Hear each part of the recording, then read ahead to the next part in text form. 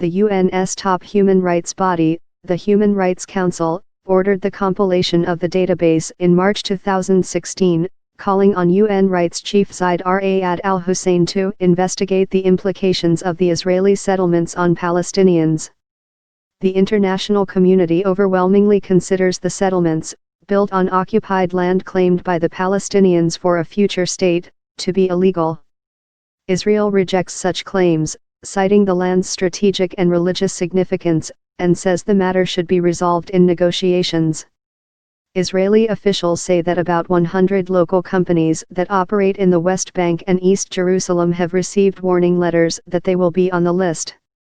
In addition, some 50 international companies, mostly American and European, also have been warned.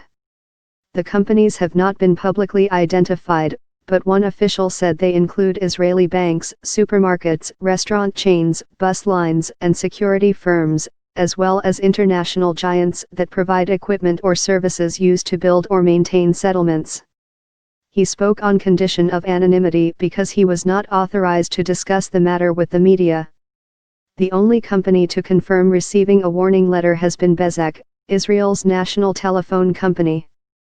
Bezeq's chief executive, Stella Handler, posted a copy of the letter sent by Zeid's office in September on her Facebook page. It accused Bezeq of using West Bank land for infrastructure, providing phone and internet services to settlements, and operating sales offices in the West Bank and East Jerusalem. Handler angrily wrote that Bezeq provides service to all customers, regardless of race or where they live. The Council's bias against Israel is so extreme that it has lost all relevance in the world, she wrote. We will not cooperate with a move that is all in all anti-Israeli propaganda. But hours later, Handler removed the post, saying she had done so at the request of the government. The Israeli official confirmed the government has asked companies not to speak about the issue. Bezeq declined comment. Israel has long accused the United Nations, and particularly the Rights Council, of being biased against it. Israel is the only country that faces an examination of its rights record at each of the Council's 3 sessions each year. Some 70 resolutions, or about quarter of the Council's country-specific resolutions, have been aimed at Israel. That is nearly triple the number for the second-place country, Syria, where hundreds of thousands have been killed in a devastating 6-year civil war.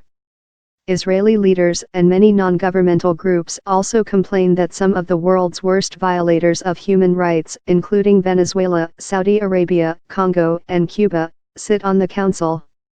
Some Western diplomats have said the database could set a harmful precedent by blurring the line between business and human rights on issues that are better left to trade policy than the Geneva Council.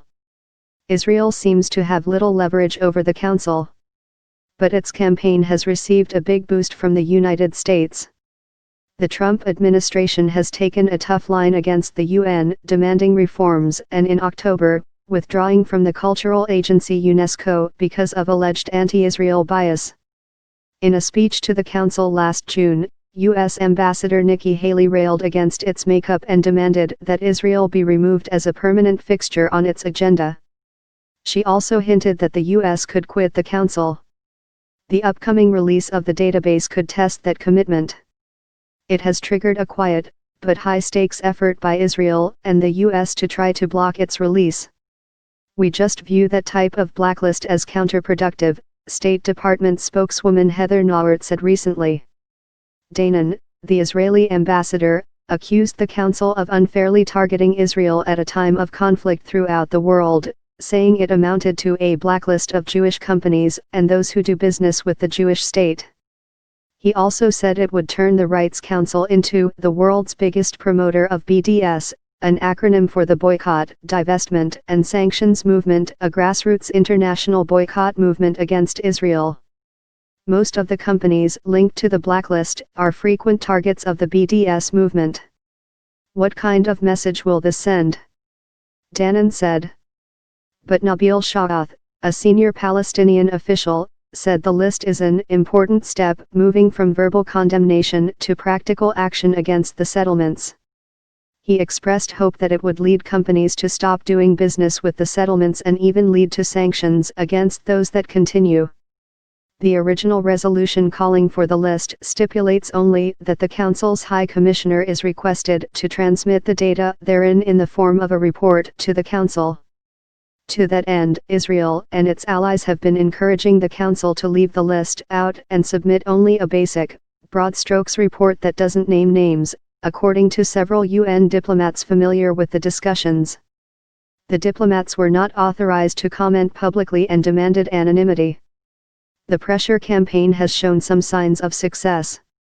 After an earlier delay, Zeid's office said the release of the report has been pushed back again, from December to early next year. Eugene Kontorovich, the director of international law at the Kahilat Policy Forum, a conservative think tank in Jerusalem, said he was deeply skeptical the report will not be published and said the Israeli government would be better off trying to discredit the report ahead of time. I think it's important for people to understand how bad this is, he said. The resolution, he warned, would cause reputational harm to companies and put a cloud over business in Israel. Although non-binding, he said it could be used as a basis for future legal action. The goal of this is to cause problems for Israel, he said. Lederman reported from Washington, and Keaton reported from Geneva.